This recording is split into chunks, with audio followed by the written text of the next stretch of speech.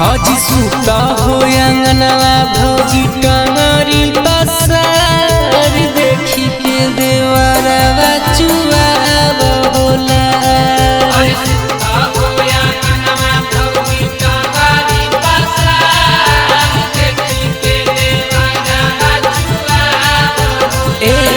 हज सुता हो अंगनवा भौजी टंगरी पसार देखी के देवरवा चुआव होला। देखी के देवरवा चुआव होला।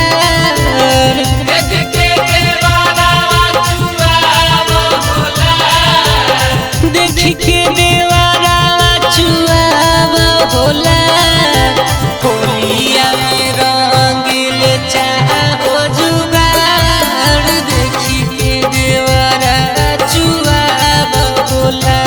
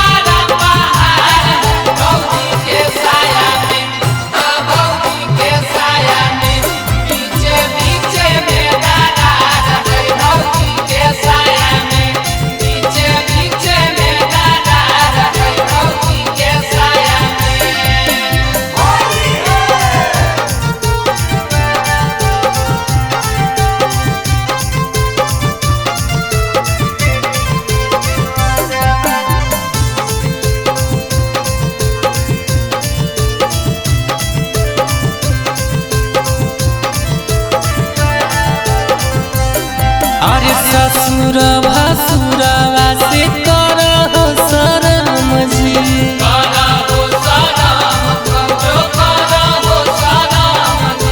चढ़ते फागुन काहे ना सहो धरम जी। अरे चला होनी हरले काहे दोसर के साया चोलिया। अरे दोसर के साया चोलिया ए देवरो अपन बहिन से खेलो जाके होलिया। ए देवरो बहिन के केना गइल ए हाथ बोलिया। हज सरको कमरिया से साड़ी बराबर देखी के देवरवा चुआव होला।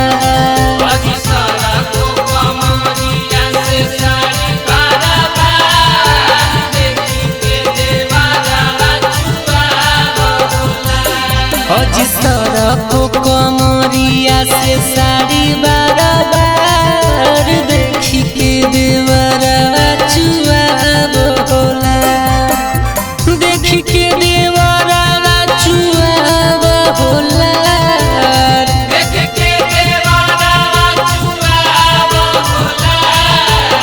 देखी के देवरवा चुआव होला। होलिया में रंगिल चाहो जुगाड़ देखी के देवरवा चुआव होला।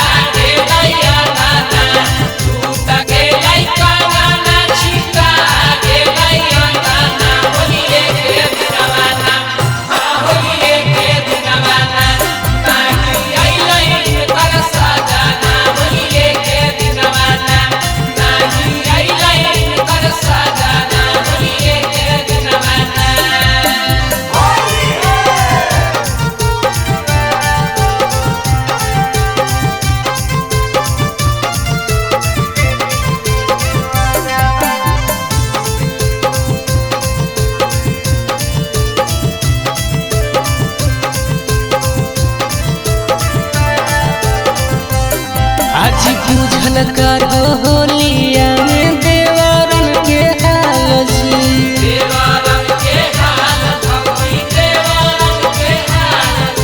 सुतल करो देहा पर चादरिया भौजी डाल जी।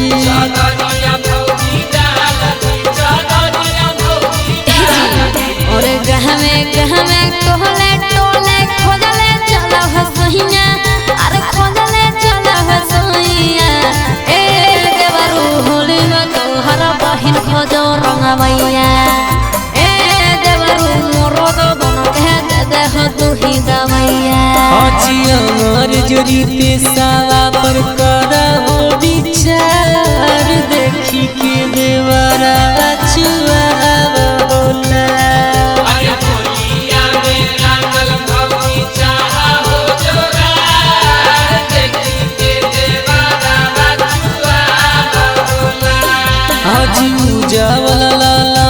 जी पर